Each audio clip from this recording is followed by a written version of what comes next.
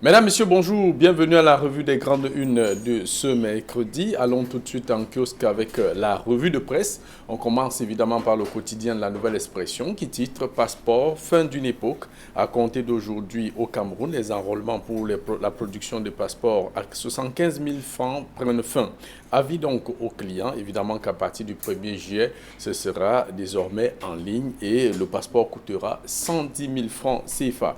Le journal parle aussi de criminalité. Gouvernement interpellé, des ONG ont fait une déclaration à l'issue d'une rencontre sous-régionale d'échange à Douala. Douala, place aux piétons, les agents de la mairie, la police nationale sont à pied d'œuvre pour empêcher l'occupation des trottoirs. La circuler dans la ville de Douala est devenue pratiquement impossible pour les piétons qui parfois sont obligés d'utiliser la chaussée au risque de se faire renverser par des véhicules.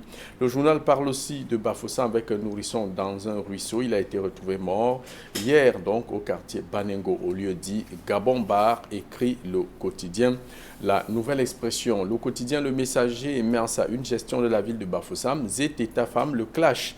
L'ancien délégué du gouvernement et le maire de la ville s'accusent mutuellement de trafic d'influence, de corruption, détournement de deniers et biens publics, faux et usage de faux, à lire donc en page 3 du quotidien Le Messager. Le Messager aussi qui parle du Nord-Ouest. Le ras-le-bol de Médecins sans frontières, l'organisation humanitaire exige du gouvernement camerounais la levée immédiate de sa suspension, écrit donc le quotidien Le Messager. Le journal L'Œil du Sahel, le journal hebdomadaire régional L'Œil du Sahel, parle de projet agricole. Le fantôme de l'assaut des blés hante Wassande, le projet agricole qui n'a toujours pas pris corps, écrit donc le journal. Le journal parle aussi de la vaccination, 1 milliard 200 millions de francs CFA pour la campagne anti-Covid et évoque aussi ce fait divers à la préfecture de Kousséry. La préfecture de Kousséry a donc en feu d'où est venu l'incendie. En tout cas, l'enquête en cours permettra de déterminer, évidemment, de déterminer l'origine de cet incendie. Et puis, en une du quotidien Le Jour, le journal parle de Djombe Penja, l'adjoint au maire toujours en prison pour viol. Médard Tuente est détenu à la prison principale de Konsamba depuis le 4 juin 2021. Présomption d'innocence, coupable avant d'être jugé, écrit le journal. Le journal Émergence parle de pisciculture. Le Cameroun veut créer des patrons du poisson. Objectif, limiter les importations qui se chiffrent déjà à près de 100 milliards de francs CFA par an. De même que le journal parle de réseau de trafiquants de drogue démantelé à Douala. Le quotidien Mutation, SND 30, ajustement structurel, mariage forcé, écrit le journal. Dans une note de conjoncture économique, le directeur exécutif du Camercap, Bernabé Okuda, propose des pistes de cohabitation entre la stratégie nationale de développement et le nouveau programme avec le FMI. À lire de la page 10 à la page 11 du journal Le Jour. Le Jour qui parle aussi de ce phénomène, les suicides. Pourquoi les jeunes se suicident? Au cœur de l'enquête qu'a donc mené le quotidien Mutation. Le journal Repère, pour sa part, parle de stratégie nationale de développement 2020-2030 pour la transformation structurelle et le développement inclusif. Cameroun FMI, le programme d'ajustement structurel hypothèque dont le SND écrit le journal. C'est la quintessence de la note rapide de politique économique publiée le 21 juin 2021 par le think tank gouvernemental Camercap PAC, écrit le journal qui évoque aussi fonds CD2, lumière sur la gestion de 1000 milliards de francs CFA. Le quotidien Cameroun Tribune parle d'un engagement exemplaire, Agence africaine du médicament. Le journal indique évidemment que reçu hier en audience par le Premier ministre chef du gouvernement, Joseph Dion-Gouté, l'envoyé spécial de la Commission de l'Union africaine, Michel Sidibé, a remercié le Cameroun d'avoir ratifié rapidement le traité portant création de cette structure continentale appelée à faciliter l'accès aux médicaments de qualité en Afrique, écrit le journal. Le quotidien de l'économie parle de post-Covid-19. Les gouverneurs de la Banque africaine de développement réfléchissent sur la relance de l'économie. Ils prennent part dès ce jour et jusqu'au 25 juin à leur 56e assemblée par visioconférence. Intervention attendue d'Alamine Ousmane, ministre de l'économie, de la planification et de l'aménagement l'aménagement du territoire. Le journal Ouest Echo parle du questeur régional qui repart à la chasse. Le journal indique évidemment que parmi les nouvelles prises de l'honorable Fongan, il a donc pu récupérer quelques cadres du parti au pouvoir. Crise de succession à la chefferie Bagam, l'insécurité et le chaos s'installent. Assassinat, maison incendie, agression. Rien ne va plus à Bagam, aux portes du nord-ouest depuis plus d'un mois. Le chaos jusqu'où? Le journal pose donc la question. Et pour finir cette revue de presse, évidemment, avec le journal de Prince Aristide Ngekab, j'espère qu'il a paru aujourd'hui. En tout cas, on en parle là tout de suite, je n'ai pas pu l'avoir. Voilà, il est donc en une. Pourquoi les Arabes Chois ont assassiné Sa Majesté Abani Mahamat? C'est donc le principal titre qui bariole la une du journal Forum Libre. Donc nous aurons évidemment le directeur de publication sur ce plateau. C'était tout pour cette revue de presse. Bonjour, Prince Aristide Ngekab, et bienvenue à la revue des Grandes Luttes.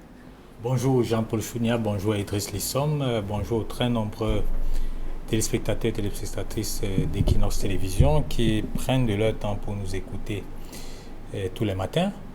Je voudrais entrer dans cette émission, vous l'avez dit, avec la grande une de Forum Libre. Il s'est passé un drame dans le département du Logon-Écharé, plus précisément dans l'arrondissement de Makari et du sultanat de Ngamé. Le sultan de Ngamé a été froidement assassiné samedi dernier par les Arabes Chois d'un village voisin. Le village s'appelle Abou Dangala. L'histoire c'est quoi? L'histoire c'est qu'il y a un litige foncier qui existe dans ce village-là. Et le village est frontalier avec l'arrondissement de Goulfé. Et il se trouve que le village Abou Dangala dépend sur le plan l'organisation administrative du sultanat de Ngamé. Et donc, ce village Abou Dangala, qui est majoritairement occupé par les Arabes Chois, refusait l'autorité du sultan de Ngamé et par conséquent ne voulait pas lui faire allégeance et réclamait une partie du territoire. Donc l'affaire a été portée devant les autorités. Le sultan de Ngamé a eu raison, notamment il y a eu des commissions qui sont descendues sur le terrain. Il y a eu un arrêté préfectoral qui a été signé, délimitant les frontières et donnant raison au sultan de Ngamé. Mais Jean-Paul Chouniat, l'arrêté en question n'a jamais été respecté par les Arabes Chois ou alors tout au moins les populations de ce côté-là. Le sultan défunt, de regretter mémoire, a saisi les autorités depuis plus de 4 ans. Et rien n'a été fait. Quand je dis autorité administrative, autorité judiciaire, jusqu'au MINAT l'année dernière. Les autorités compétentes.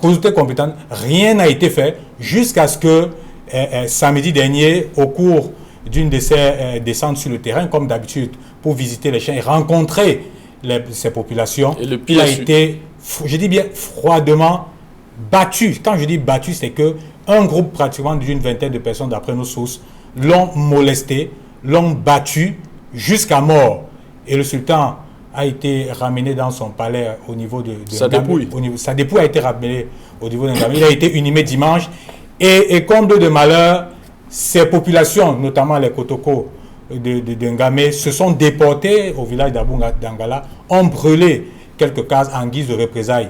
De ce côté-là, on nous annonce des représailles qui s'annoncent entre les communautés arabes, Chois et Kotoko. Vous vous souvenez qu'il y a plus d'une vingtaine d'années, la guerre entre ces deux communautés avait fait rage.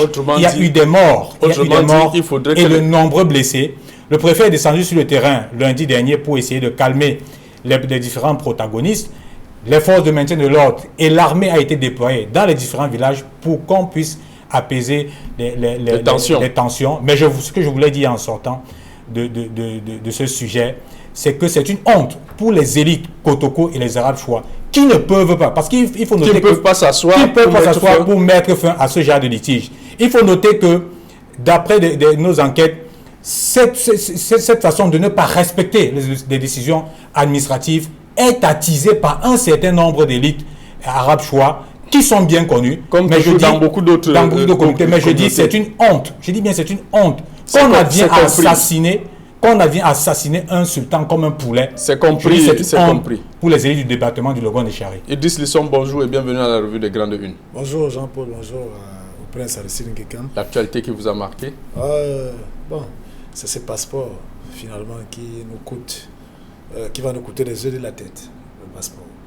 C'est la 110 000 francs. 110 000 francs, on est parti de 20 000, 30 000, 50 000, 75 000 000. Et 110 000 francs, franchement. Il n'est pas exclu que d'ici là, ça augmente encore. C'est tout simplement pour dire qu'au Cameroun, les salaires n'augmentent pas. Les gens qui travaillent plus et ne gagnent pas bien. Ceux qui ne travaillent pas, et vivent euro carros. Les services minimums. Lorsque l'État veut engranger de l'argent, veut créer des nouvelles sources de recettes, on vient encore le peu que les fonctionnaires et ceux qui travaillent, parce que vous savez, ceux du privé ne sont pas l'outil comme ceux du public. C'est-à-dire nous tous on est dans le même environnement. Nous, au Cameroun, les travailleurs sont mal payés. Alors chaque fois, sur des éléments essentiels qui sont des éléments qu'on peut appeler des citoyens, qui sont les éléments de notre citoyenneté, on nous met des prix faramineux. C'est-à-dire que la carte nationale d'identité qui devrait coûter même 1000 francs, vous allez la faire dans autour de 4800. Vous connaissez le processus. Il y a 2800 qu'on paye normalement, mais avec tout ce qu'il faut, tout de 5000. Le passeport qui devrait être un outil, un élément d'identification normal, au Sénégal, il coûte 20 000. 110 000 francs. Donc vous voyez vraiment, Jean-Paul, quel que ce soit le passeport du ciel, que ce soit le passeport, je ne sais pas, du paradis, vraiment, ce n'est pas... C'est des choses qui sont inacceptables. C'est-à-dire dans un environnement où on pense que le citoyen est quand même quelqu'un pour qui il faut faciliter. Parce que nous pensons que les gouvernants que nous avons, les partis politiques qui sont là, qui disent qu'ils veulent nous diriger le pays, nous amener à mieux vivre. C'est ce que tous les partis politiques disent. Mais si nous n'avons que des partis politiques qui encouragent, qui s'engraissent, qui font à ce que le citoyen soit dépouillé chaque jour, franchement... On ne les a pas entendus. À quoi nous servent donc tous ces partis politiques qui se targuent, qui se vantent de vouloir améliorer nos conditions de vie? Parce que chaque jour, si ce n'est pas la TVA, si ce n'est pas la taxe telle, si ce n'est pas telle, si ce n'est pas telle chose, tout, vous avez dit que l'inflation a pris des mesures. Donc, en fait, le citoyen est un orphelin qui est là exploité par tous les partis politiques, par les gouvernants, qui sont en manque d'intelligence et de créativité pour pouvoir trouver des sources de revenus et toujours continuer à piocher sur le peu que nous avons. Franchement, je ne veux pas... Alors que ce ne sont pas les niches qui manquent. Ce ne sont pas les niches, mais bon Dieu, on se dit, mais quel est ce signe d'incompétence criard où des gens ne peuvent pas trouver l'ingéniosité, mais ils trouvent toujours des couloirs pour épuiser l'argent qu'ils gèrent même mal et qu'ils pillent, comme vous avez vu le scandale du Covid. Mais ce que Idriss le sait notamment, c'est qu'il a gardé sa position de gauchiste. Vous savez, l'État du Cameroun est en difficulté. Et depuis pratiquement près de 10 ans, et je l'ai toujours rappelé. Mais quand on est en difficulté et en même temps le peu de ressources qu'il y a, ces ressources sont dilapidées. Ce n'est pas pour soutenir le gouvernement en place. Je voulais attirer l'attention des gens pour ceux qui ont l'habitude de lire la loi de finances chaque année. On vous ajoute et toujours un petit quelque chose. Il y a toujours des petits impôts qu'on ajoute. On peut faire de l'esbrouf en coupant un peu certains poches de dépenses qui ne sont pas importants. Mais en back-office, il y a toujours quelque chose qu'on ajoute. Donc, vous vous souvenez qu'il y a une ordonnance qui a été signée récemment par le président de la République. Mais le but de cette ordonnance, c'est quoi? C'est que le Cameroun est en difficulté et il faille trouver les poches de recettes. Et vous vous souvenez, ils ont fait un petit calcul en voyant le flux de personnes qui demandent les passeports tous les jours. Je dis en voyant rien que le flux. En se disant, si on augmente on est parti de 75 000 à temps, la plus-value peut nous donner une bonne portion de recettes pour résoudre un certain nombre de problèmes. Voilà comment le calcul a été fait. Surtout que récemment, il y a, je crois, une étude, un calcul simple qui a été fait par quelqu'un sur le nombre de demandes de visa à l'ambassade de France. Mais exactement. Et on a vu qu'à chaque semaine, l'ambassade de France engagerait 38 millions de francs. Quand vous faites, au niveau du service informatique de la DGSN, vous faites le ratio, vous comprenez qu'il y a de l'argent à récolter. Et par conséquent, si on fait pratiquement le tiers comme on l'a augmenté, on se retrouve avec beaucoup d'argent qui peut nous résoudre un certain nombre de problèmes. Mais maintenant, la poudre aux yeux qu'on a voulu jeter aux Camerounais, c'est en disant non, prochainement, vous n'aurez plus le passeport en 2 ou 3 semaines, vous l'aurez pratiquement en 3 jours. Comme pour dire quoi? Comme pour dire que nous avons acheté le matériel en 2 jours, nous avons acheté le matériel sophistiqué qui nous ont forcément coûté cher. Non, mais on n'en est pas là.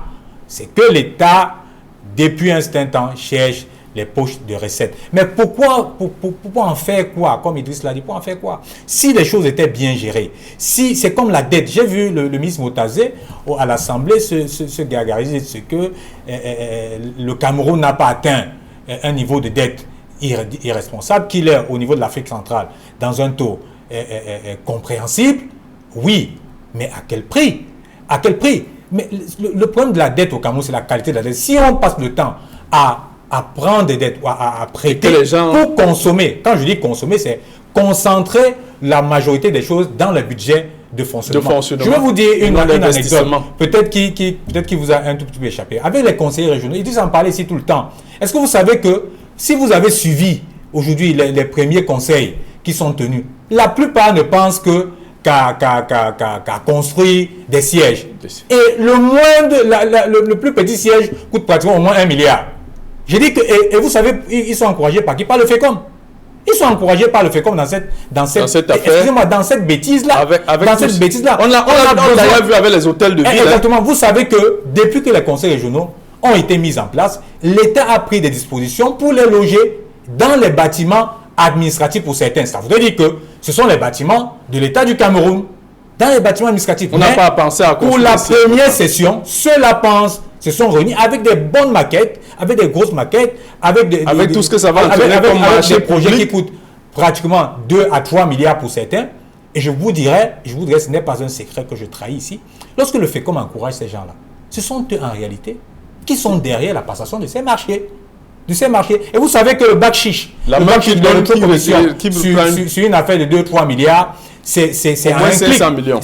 C'est pratiquement un clic. Donc, que les présidents des conseils régionaux nous excusent. Nous avons pensé que le conseil régional devait s'occuper d'un certain nombre de projets d'opérationnalité sur le terrain, qu'on nous laisse un tout petit peu, avec le peu de budget qu'on leur a donné pour le début, qu'ils pensent directement à construire des gros sièges. Le peuple n'en a pas besoin. Idriss, sur la fin d'époque d'un passeport fin d'une époque, alors le challenge de 48 heures, est-ce que ça sera possible?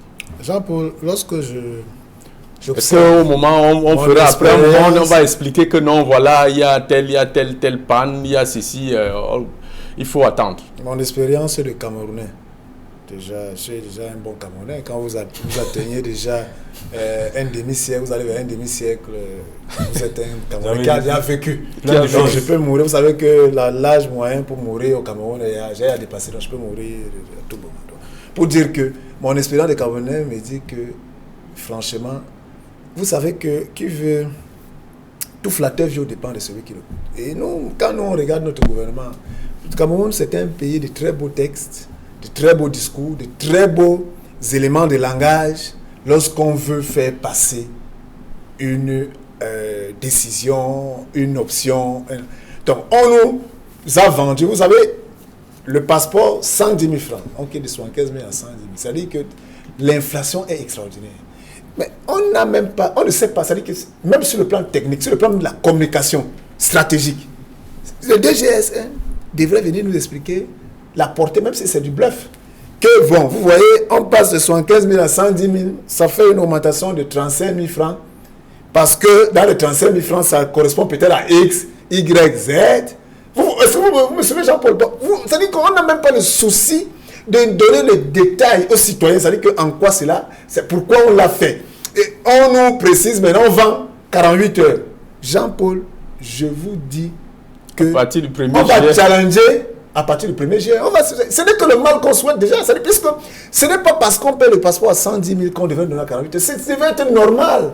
Ça devrait être normal. On devrait vous faites votre passeport. Comme si avant on l'avait en plusieurs semaines. Mais avant on ne l'avait même pas, Jean-Paul. Le passeport avait disparu un peu comme la carte nationale d'identité. Exactement. On ne l'avait pas. On vous dit qu'il n'y a pas de carton. On vous disait 1 mois. Vous faisiez 6 mois, 7 mois. Mais je vous dis, après on vous dit qu'il n'y a pas de carton. Alors que vous avez payé.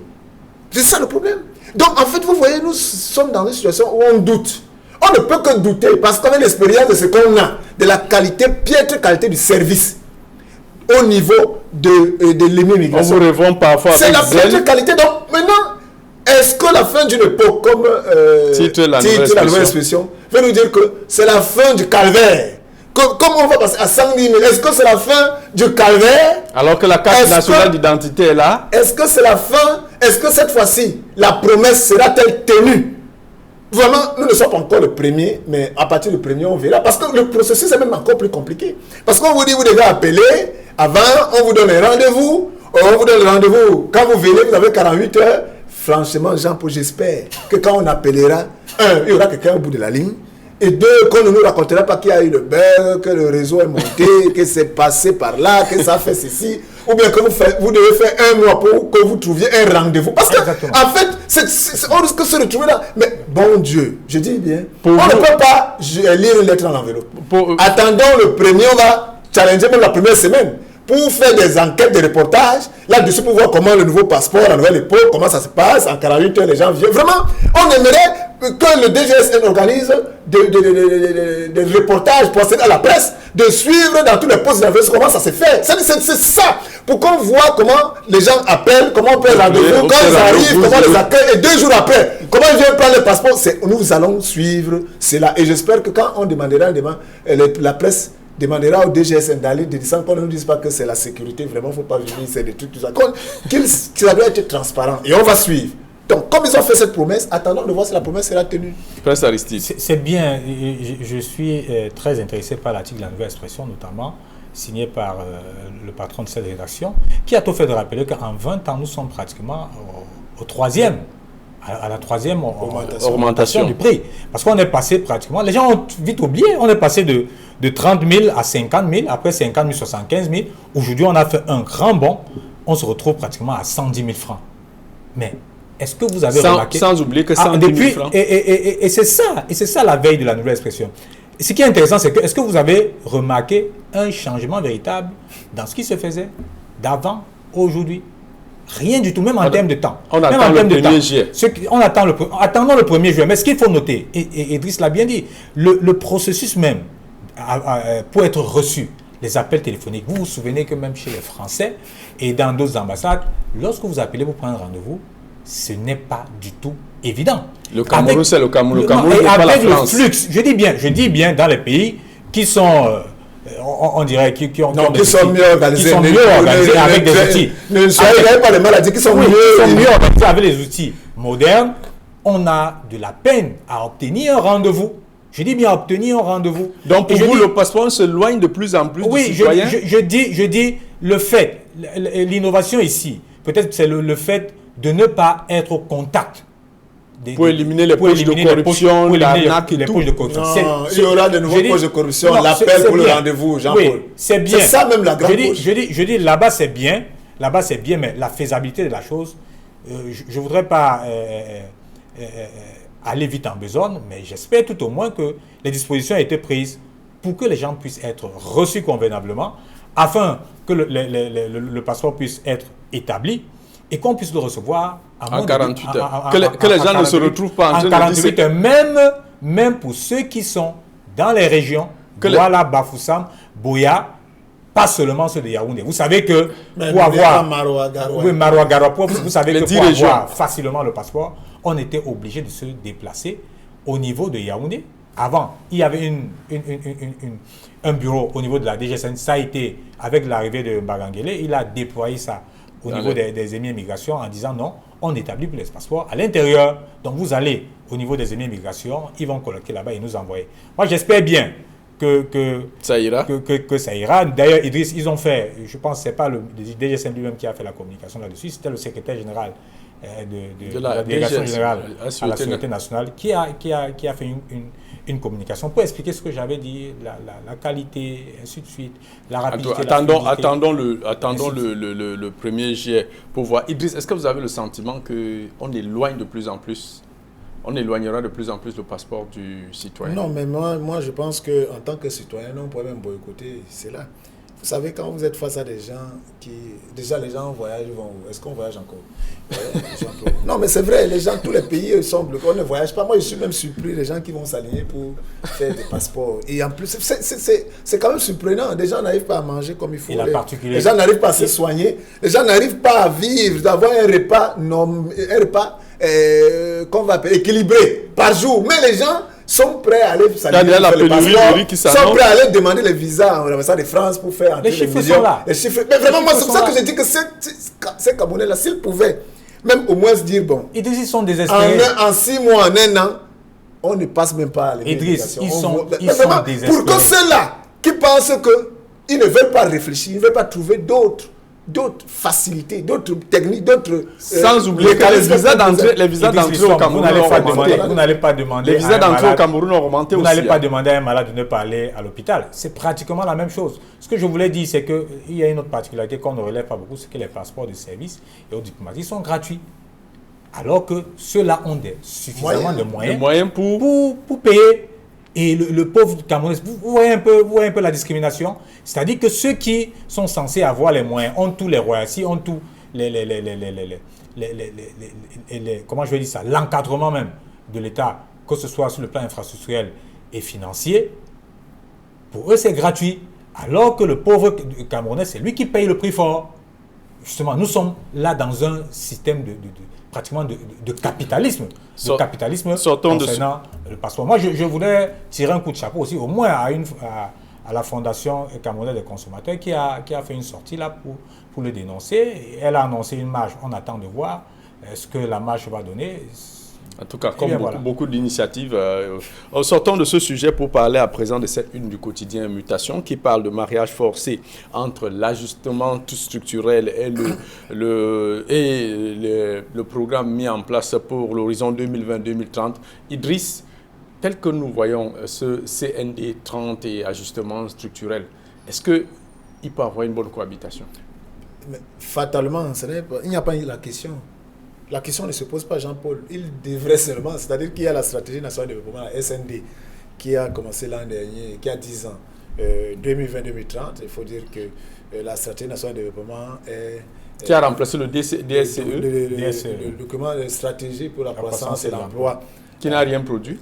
Non, bon, vous savez... Les résultats sont là. Vous savez, c'est un peu comme en philosophie, Jean-Paul. C'est-à-dire que... de la philosophie n'est pas l'économie. Non, tu es très bien placé pour avoir été... Il fait un parallèle. Laissez-le aller au bout de sa pensée. Même l'économie a une est le résultat philosophique. Donc, je voulais tout simplement dire que c'est un peu comme la philosophie. Pourquoi? Parce qu'une réponse à une question appelle une nouvelle question.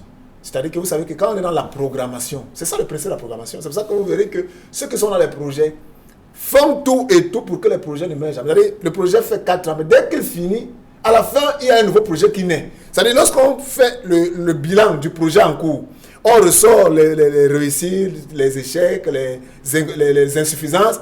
Ça permet de rédiger le nouveau projet pour pouvoir pallier à ce qui n'a pas été fait. Vous comprenez? C'est de ça qu'il s'agit. Bon, maintenant, le problème, c'est que quand vous dites que ce qui a été un échec, non, tout dans le DSE n'était pas un échec. Mais l'échec était plus fort que les réussites. Parce que c'est ça le problème. C'est-à-dire, si c'est le pourcentage, si l'échec est plus de 50%, c'est qu'il y a un problème. C'est ça que la question. Donc maintenant, on est dans le SND. Le SND, la stratégie nationale de développement, 2020-2030, qui doit pouvoir corriger les insuffisances du DSCE. En fait, c'est un peu ça. Et entre-temps, l'ajustement... Maintenant, l'ajustement arrive. Il est fatalement, le gouvernement n'a pas le choix. C'est-à-dire que, puisque c'est même l'une des conditionnalités, ceux-là qui, sur le Fonds monétaire, on connaît la Banque mondiale, tout ça, le problème, c'est que quand ils viennent, d'abord, même ils ont le SND. Et ça veut dire déjà même que le SND, il est bien parti pour s'échouer. Parce que si déjà vous avez une stratégie, entre-temps, il y a un élément, celui qui finance, vous dites, je vais vous aider. J'apporte des facilités, mais je vous donne des conditionnalités qui sont peut-être, et pas que peut-être, qui vont à l'encontre même de ce que le SND dit. Ça va mettre soit le SND en veilleuse, ou bien en mode minimum syndical, pour pouvoir mettre en avant l'ajustement. l'ajustement se fait parce que vraiment, elle est fatalement obligée de faire l'ajustement pour qu'ils quémandent l'argent. On est là comme les mendiants. Alors, le mendiant ne peut pas décider. Le mendiant, quand il dit, c'est vous qui lui donnez pour lui dire que assieds-toi, il s'assoit, debout, tu te lèves. Il dit couchez-vous, il se couche. Parce qu'il n'a pas le choix, parce qu'on va lui donner c'est dans cette situation dans laquelle nous nous trouvons. Donc, quand vous êtes dans cette situation, votre SND, on s'assoit dessus, on s'en fout. Parce que si celui-là aimait, vous aimez et trouvait que vous étiez pertinent et que vous étiez compétent, il viendrait soutenir le SND. Exactement. Tout simplement, il viendrait soutenir le SND sans vous demander de modifier. Voilà, donc vraiment, Jean-Paul, nous sommes dans une situation où nous sommes des mendiants et on n'a rien à décider. Est-ce que, attendez, Aristide, est-ce que dans ce que Idriss vient de décrire, quand on observe, est-ce que ce n'est pas aussi parce que les gouvernements prêtent le flanc à la critique? Un peu d'argent est débloqué, aussitôt ça a disparu, sans qu'on ne justifie comment cet argent a été. Est-ce que ce n'est pas ça qui donne aussi un peu plus de pouvoir au FMI? Mais c'est ça. C'est le règne de la mauvaise gestion et de l'incompétence. Ça n'a pas deux thèmes. C'est-à-dire ce que Idriss dit, que lorsque vous avez lu le DSCE, théoriquement, sur le plan théorique, c'était impeccable. C'est un bon document.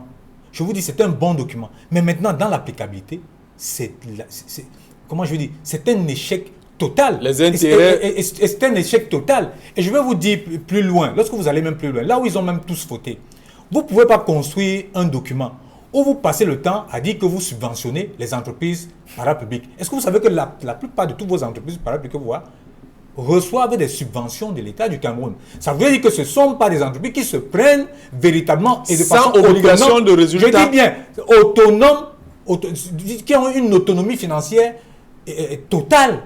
Ils n'en ont pas. C'est-à-dire que vous avez des directeurs généraux qui n'ont pas honte de vous dire que vraiment, j'attends ma subvention, je n'ai rien là, je ne peux pas travailler parce que j'attends ma subvention de l'État. Mais vous êtes une entreprise. Et ce sont les premiers à gueuler les chefs d'entreprise du privé qui se battent et qui réussissent dans leur management. Je dis, c'est un échec. Est-ce que ce n'est pas aussi parce qu'il n'y a pas obligation de résultat? Exactement. On doit pouvoir évaluer les gens. Faire l'approche par comment je vais dire ça? Par objectif? Non, mais par compétence. Oui. Par compétence.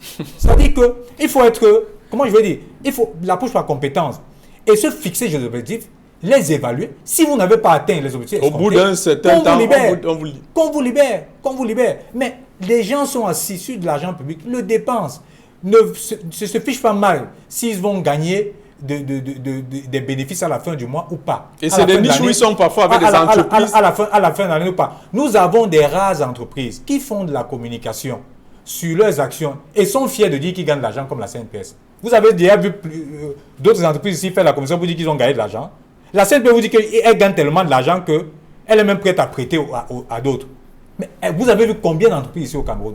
Vous avez des directeurs généraux qui n'attendent que les subventions de l'État. Mais comment on peut évoluer dans un pays comme le Cameroun? J'ai été, comment je vais dire ça, je suis un tout petit peu fier et en même temps surpris par le courage, et c'est la deuxième une de Forum Libre, par le prêt demandé à la Banque UBA par l'Université de Douala à hauteur de 2 milliards de francs CFA pour construire un complexe infrastructurel de ce côté-là, avec comme garantie les frais, comment vous appelez, les frais universitaires. Les frais universitaires. C'est-à-dire que, et c'est ça l'université, ça devrait être ça l'université en principe. Ça c'est vers une enseigner, autonomie là. On ne peut pas chaque jour enseigner les gens pour qu'ils aillent gérer les entreprises, alors qu'on est soi-même incapable de produire de la richesse. C'est-à-dire qu'on n'est pas soi-même incapable, on est incapable de l'appliquer nous-mêmes. C'est-à-dire que d'aller prêter de l'argent, de l'exploiter et d'avoir des bénéfices et de le rembourser. C'est ce que Magouanda, le professeur Magouanda, l'a fait récemment. Récemment, je pense que c'est hier qu'il a signé la convention avec cette banque-là, prêter 2 milliards de francs, investir, mettre des garanties et se dire que d'ici 2 ans, au trop tard, d'ici 2 ans, il va rembourser cet argent. Il faut l'encourager. Combien de recteurs le font? Combien de recteurs le font? Ils n'attendent que les subventions de l'État, ils n'attendent que les frais de scolarité. Et à un moment, mais vous vous rendez compte dans certaines universités que les mois, les salaires viennent, ils ont les mois comment vous appelez ça? Les mois de 45 jours. Et il faut surtout préciser que les universités n'ont pas été épargnées des détournements de deniers publics. Exactement. Et c'est le comble. C'est le comble. Voilà des gens qui enseignent des gens, qui sont des professeurs agrégés en gestion, mais qui commettent des impairs tous les jours et se retrouvent en prison aujourd'hui. Ils se retrouvent en prison. C'est un paradoxe. Idriss, pour sortir de la question, parce que nous arrivons presque au terme, comment comprendre que certaines entreprises camerounaises qui sont dans des secteurs d'activité où ils ont, avec tout le soutien de l'État, n'arrivent pas à se mouvoir par rapport, quand on observe les entreprises privées qui sont dans les mêmes secteurs et qui brassent beaucoup d'argent. Je ne vais pas prendre ici le cas de la téléphonie. Par exemple, la téléphonie mobile, qu'on sait, était une propriété de l'État camerounaise, cédée à un tiers. Pourquoi vous avez pas dit qu'elle ne gagne pas de l'argent? Donc, elle est même en pleine. On est en train de faire une évaluation de ce côté-là. Et j'ai entendu. C'est juste un cas, c'est pas la seule. J'ai entendu ce nombre de personnes crier en disant: oh, on a envie de la privatiser. Non, mais attends. C'est pas la seule. C'est pas la seule. Une entreprise, ce n'est pas parce qu'une c'est une entreprise par la publique qu'elle ne doit pas être évaluée. Non. Il faut pouvoir l'évaluer pour voir si elle est performante afin de réajuster. Je m'appuie juste sur cet exemple pour indiquer qu'il y a bien d'autres secteurs d'activité où ces entreprises publiques somnotent pratiquement. Jean-Paul, une entreprise parapublique ne peut pas produire des résultats au Cameroun en 2021. CNPS, c'est l'exception qui confirme la règle. Mais le reste, c'est la Jean-Paul. Pourquoi? Tout simplement parce qu'ils sont du RDPC, c'est le président Paul Biya qui nomme, c'est à lui qui rend compte. Pourquoi il est nomme? Vous n'êtes pas là, on dit que c'est la discrétion.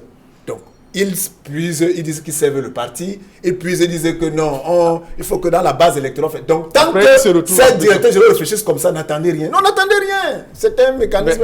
La gouvernance sera toujours médiocre. Merci Idriss, merci à Prince Aristide Ngekam. Voilà, Carlos Minou, le gendarme, l'antenne de Gela, il est arrivé au bon moment. Mesdames, Messieurs, c'était tout pour cette édition de la Revue des Grandes Unes. Restez scotchés sur les programmes d'Equinox Télévision.